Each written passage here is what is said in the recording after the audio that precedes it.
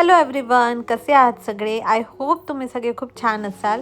तर व्हिडिओची सुरुवात मी इकडे करत आहे. इकडे मी किसान कनेक्टवरून काही भाज्या मागवल्या होत्या आणि काही ग्रोसरी पण आहे थोडीफार. तर काल रात्रीच मी ही ऑर्डर टाकली होती आणि सकाळीच मला ही रिसीव झाली आहे. एकदम फ्रेश भाज्या मागवल्यात आणि आलेत पण खूप छान, क्वालिटी खूप छान आहे आणि खूप छान डीलसुद्धा मिळाली आहे. 7-7 रुपयात मला हे पालक आणि लिंबू आणि जे मी फ्रेंच बीन्स मागवले ते मिळाले आहे. 7 रुपयात मला 100 ग्रॅम ती झेंडूची फुलं पण मिळालेली आहेत. दही मी मागवलेलं आहे. तर खूप मस्त ऑफर सुरू होती. म्हटलं चला आपण ह्याचा लाभ घेतलाच पाहिजे, म्हणून मग मी रात्रीच ऑर्डर टाकली आणि सकाळीच रिसीव झाली आणि एकदम फ्रेश भाज्या आहेत. तर तुम्ही पण एखाद्या वेळेस किसान कनेक्ट ॲप नक्कीच चेकआउट करू शकता. हे काही ॲपचं मी प्रमोशन नाही करत आहे, पण एखादी चांगली डील मिळाली तर असं वाटलं तुमच्यासोबत पण शेअर करावं. तर चला आता मी प्रेग्नन्सीमध्ये पंचामृत पिते, त्याची रेसिपी क्विक अशी शेअर करते तुमच्यासोबत. तर त्याच्यासाठी तुम्हाला माहितीच असेल की मध, दही, दूध, साखर आणि तूप पाहिजे असतं, पण मी केसर पण घेतलं आहे, ऑप्शनल आहे ते. आणि मी पंचामृत सकाळी सकाळी बनवते. एक तर काचेच्या ग्लासमध्ये बनवावं, नाही तर हे चांदीचा असा ग्लास आहे तर माझ्याकडे आहे तो, त्याच्यामुळे मी त्याच्यात बनवून असं तासभर ठेवते आणि मग नंतर ते पंचामृत खाते. तर पंचामृतसाठी मी इथे मस्त घट्ट असं दही घेतलं आहे. ॲक्च्युली पंचामृत बनवण्यासाठी अंदाजे आपण बाकी सगळं सामान घेऊ शकतो, म्हणजे दही, दूध, तूप, साखर. पण फक्त आपल्याला एकाच गोष्टीचं लक्ष द्यायचं आहे की मध आणि तूप ह्याचं प्रमाण सारखं नसावं. एकतर 1 चमचा तूप असावं आणि 2 चमचे मध असावं, नाहीतर वाईस वर्सा उलटं तुम्ही करू शकता. 1 चमचा मध आणि 2 चमचे तूप तुमच्या आवडीनुसार तुम्ही घेऊ शकता. पण ह्या दोघांचंही प्रमाण आपल्याला सेम क्वांटिटीमध्ये घ्यायचं नाही. फक्त पंचामृत बनवताना एवढीच गोष्ट लक्षात ठेवायची आहे, कारण जर आपण सेम प्रमाणात जर तूप आणि मध ह्याची क्वांटिटी घेतली पंचामृत बनवताना तर ते आपल्या शरीरात उलटं असर करतं असं म्हणतात. त्याच्यामुळे फक्त ह्याची क्वांटिटी सेम नाही घ्यायची आहे. बाकी साखरेच्या ऐवजी मी इकडे खडीसाखर घेतली आहे. कमी जास्त तुम्ही घेऊ शकता तुमच्या अंदाजानुसार. आणि मी इकडे केसर पण टाकते, ऑप्शनल आहे हे, पण प्रेग्नेन्सीमध्ये जर केसर खाणं पण चांगलं असतं आणि ते पंचामृतच्या माध्यमातून मी खाते. तर इकडे दही, तूप, साखर आणि मध आणि केसर टाकून मी आधी मस्त ह्याला मिक्स करून घेते. म्हणजे काय होतं की हे छान मिक्स होतं, एकजीव होतं. आणि मग नंतर एकदम लास्टला त्याच्यात दूध टाकते आणि त्याला 1 तासभर मी ठेवते, कारण मग केशरचा पण मस्त रंग त्याच्यात उतरतो आणि साखर पण मेल्ट होऊन जाते. तर तासभर मी त्याला झाकून ठेवते आणि तासभरानंतर उपाशी पोटीच हे कन्झ्यूम करते. त्याचे खूप सारे फायदे आहेत प्रेग्नेन्सीमध्ये पंचामृत घेण्याचे. तर तुम्ही पण नक्कीच चालू करू शकता तुमच्या डॉक्टरांच्या सल्ल्याने. मी प्रेग्नेन्सीच्या 5व्या ते 6व्या महिन्यापासून चालू केलेलं आहे आणि सकाळी उपाशी पोटी घेणं हे खूपच चांगलं असतं. ह्याने बाळाच्या मेंदूचा विकास छान होतो, ब्लड सर्क्युलेशनसाठी खूप हेल्प होते आणि बाळाची स्किनसुद्धा छान होण्यात मदत होते. तर त्याच्यामुळे तुम्ही हे डॉक्टरांच्या सल्ल्याने नक्कीच एकदा विचारून पंचामृत घ्यायला नक्कीच चालू करा. ह्याचे खूप छान रिझल्ट्स तुम्हाला नक्कीच मिळतील.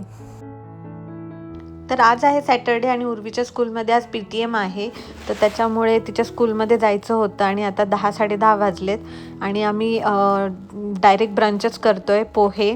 तर कारण लंचचा टाईमपर्यंत आम्ही काही घरी पोहोचत नाही आणि ब्रेकफास्टचा टाईम पण होऊन गेलेला आहे. त्याच्यामुळे म्हटलं आता पोहेच करूया. विकेंडला जनरली आम्ही पोहेच खाणं प्रेफर करतो, जास्त क्वांटिटीमध्ये खातो, म्हणजे एक छोटी छोटी प्लेट नाही, व्यवस्थित पोटभरच खातो, कारण आम्हाला तिघांना पण पोहे खूपच आवडतात. तर त्याच्यामुळे आणि एक सुट्टीच्या दिवशी आपल्याला पण आराम मिळतो, त्याच्यामुळे आम्ही मस्त पोहे खातो. आणि पोहे बनवताना मी असं पाण्याचा थोडासा शिपका पण मारते, त्याच्यामुळे पोहे खूपच छान नरम होतात आणि असे कोरडे लागत नाही.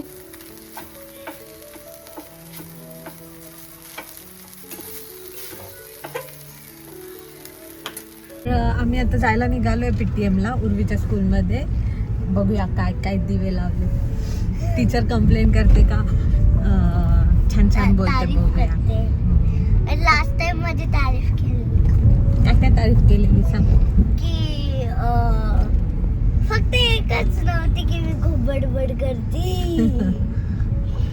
ते म्हणत होते बाकी सगळं छान आहे, अभ्यास वगैरे छान आहे, अजून हँड रायटिंग वगैरे पण छान आहे, असं तारीफ केली. बघूया आज काय म्हणतात. वर्कशीट्स पण देतील ना तू सॉल्व्ह केलेल्या. नोव्हेंबरचे वर्कशीट्स. ठीक आहे, चल. महिन्या दीड महिन्यातून एकदा तरी उर्वीच्या स्कूलमध्ये PTM असते. ह्याच्यामुळे तिच्या स्कूलमध्ये ती काय काय करते सगळं प्रोग्रेस वगैरे समजतो आम्हाला. तर त्याच्यामुळे आम्ही कधीच तिची PTM मिस नाही करत.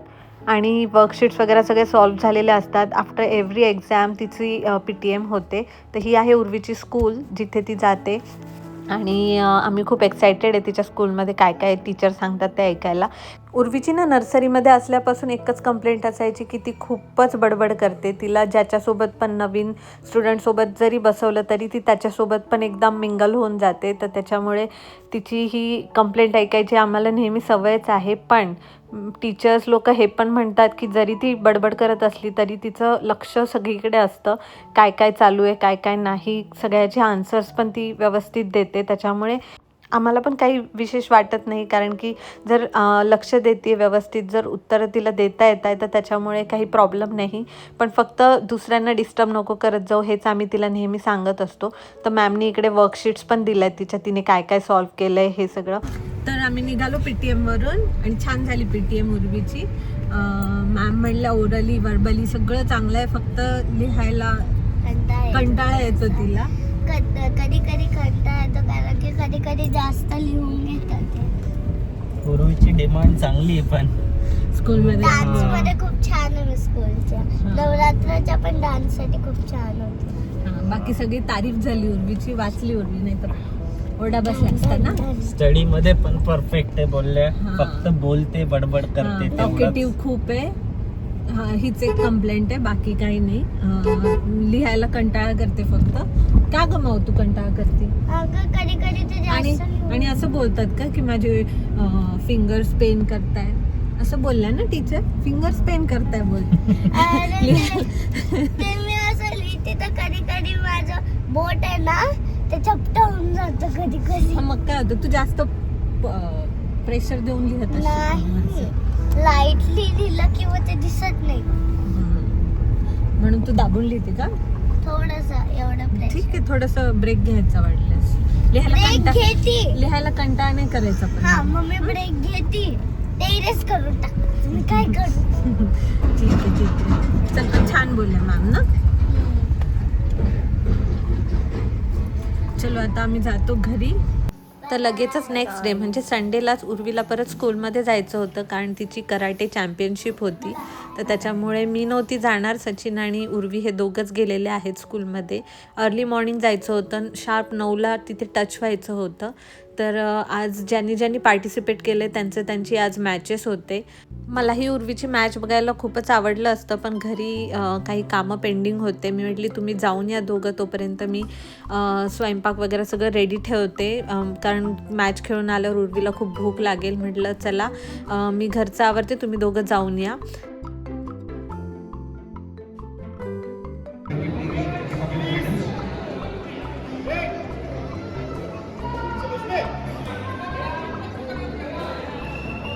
First place, the white was the competition goes to Arnav. Second place goes to Shaurya. Third place goes to Shreyash.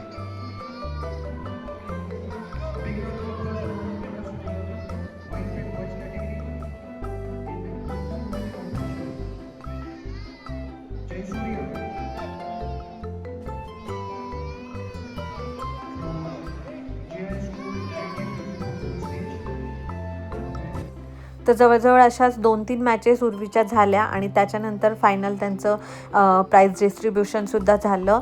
तर उर्वीचा ह्याच्यामध्ये 3rd रँक आला आणि मला सचिनने फोन करून सांगितलं आणि मी पण खूप खुश झाले. ॲक्च्युली स्कूलमध्ये ॲन्युअल डेची प्रॅक्टिस सुरू आहे त्याच्यामुळे हे कराटे प्रॅक्टिससाठी तिला वेळच नव्हता मिळत. तरी पण विदाऊट एनी तयारी तिने खूप छान करून दाखवलं आणि फायनली तिने मेडल आणलं. त्याच्यामुळे आम्ही खूप खुश होतो. तोपर्यंत मी इकडे घरी पुरीची तयारी करत होती कारण मी काल किसान कनेक्टवरून मी जे श्रीखंड मागवलं होतं उर्वीसाठी तर त्याच्यासोबत तिला पुरी खायची होती. ती कालच म्हणली होती पण काल काही बनवणं झालं नाही. म्हटलं चला आज ती खूप थकलेली पण असेल तिला आवडतं पण म्हणून मग मी तिच्यापुरत्याच पुऱ्या इकडे बनवते आहे. आणि आमच्यासाठी मी मस्त असा ग्रीन पुलाव केलेला आहे.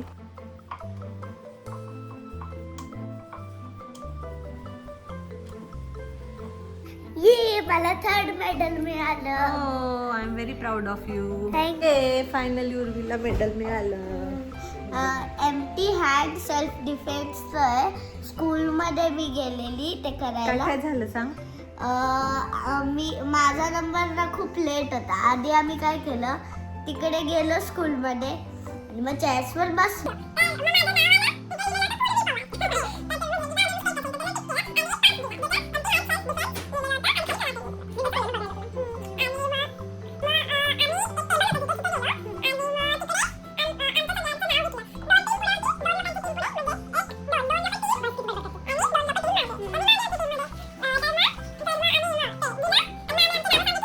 खूप लेट झाली मॅच मग आमची. सगळ्यात आधी फुल बॉईजची झाली. मग मज्जा आली ना तुला. हो, मग फुल गर्ल्सची झाली. मग मला 3rd रँक मिळाला. आता मस्त जेवण कर, हात पाय धुवून. भूक लागली असेल ना. चलो. आता जेवण झाल्यावर दुपारसाठी सचिनने मस्त मला हे काम आणून दिलं आहे. एवढे सारे मटर आणलेत, ते मला वाटाणे सोलून ठेवायचेत. तर ठीक आहे.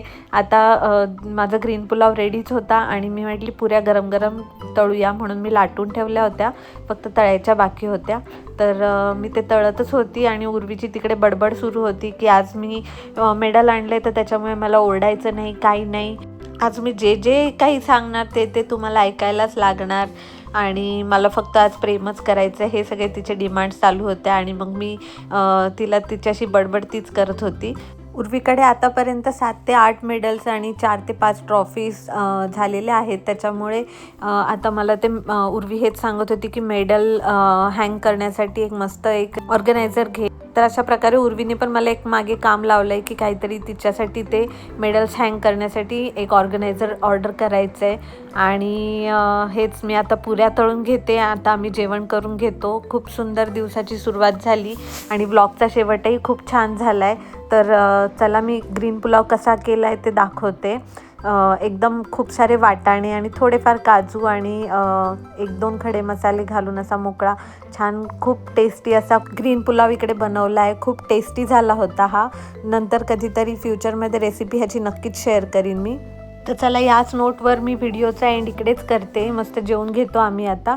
आणि तुम्हाला ब्लॉग कसा वाटला मला नक्की कमेंट करून सांगा. आणि व्हिडिओ आवडला असेल तर लाईक, शेअर, सबस्क्राईब नक्की करा. आणि सबस्क्राईब केल्यावरती बाजूला बेल आयकॉनचं जे साईन आहे तर त्याच्यावरती नक्कीच क्लिक करा. भेटूया अशाच छान छान नवीन नवीन व्हिडिओजमध्ये. तोपर्यंत काळजी घ्या, खुश राहा, मस्त राहा. Bye bye.